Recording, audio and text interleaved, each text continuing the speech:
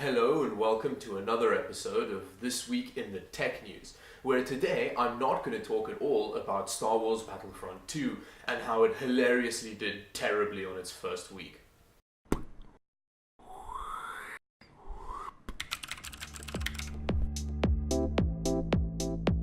First off, Intel has said in a statement that they're going to dedicate a whole new factory to the production of Coffee Lake CPUs. They're all proud of themselves about the news, but I think it's like way too late at this point. The product's been out for about a month now, and for a month nobody's been able to get their hands on it, and now they're going, yeah, maybe we should dedicate another factory to producing an entire new generation of product. And Asus just released its first Republic of Gamers branded laptop with an actual Ryzen CPU in it, which is really exciting news because the CPU isn't some cut down mobile version of the Ryzen CPUs. This laptop has an actual fully fledged desktop Ryzen 7 1700 in it, which is an 8-core 16-thread part in a laptop. I think that's really exciting news for anybody who uses their laptop as a workstation for like editing and stuff. If you don't want to spend as much money on it, you can get kind of a cut down version with the Ryzen 5 1600 in it. Again, the fully fledged desktop version, which is a 6-core 12-thread CPU. And yeah, that's just an amazing idea to have that in a laptop. I think that was good going on Asus and AMD for that.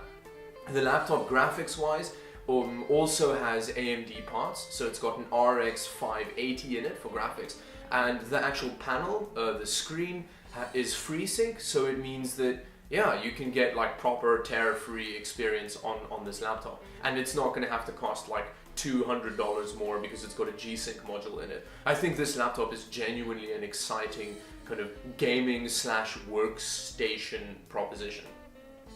And in some more gaming-related news, PlayerUnknown Battlegrounds' latest patch is actually causing performance issues, which I found hilarious when I first read this article because, well, the game is renowned for being the least optimized game in the history of the universe, that even if you have like a GTX 1080 Ti with like an i7 8700K, you're still barely gonna get 60 frames per second at like 1440p.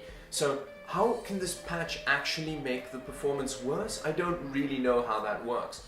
I'm actually one of the 3 people that have a gaming PC in the world that isn't playing PlayerUnknown Battlegrounds. I've never played it before because, well, I'm not really into alpha stage release games, and it seems like they're never actually going to push the game any further because, well, the whole world's bought it up until now, so why kind of not release patches that just make the game even worse?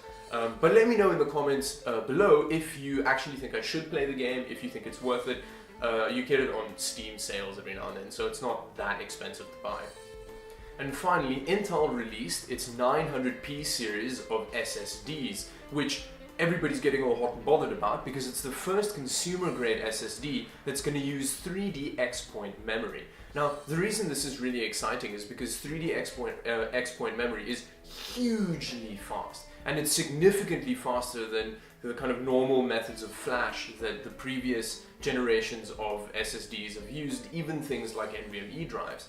And it's also got super high endurance. Now, according to the actual tests that people have been running on the 900p, the 600p is the crappy little budget one, it's up to 7 times faster than competing NVMe drives. Now, in the actual quoted performance figures from Intel, it doesn't seem like it's 7 times faster because the reads are quoted at 2,500 megabytes per second and the writes at 2,000, where the 960 Pro is at like 3,000 and 2,000 something. The sequential reads and writes are quite a bit faster on the 900p though, but apparently in actual test scenarios, the 900p massively outperforms current NVMe drives, and it's going to do so forever basically because 3D X-point memory is like the most enduring memory of all time. So that's quite exciting if you can afford it because it's hugely expensive.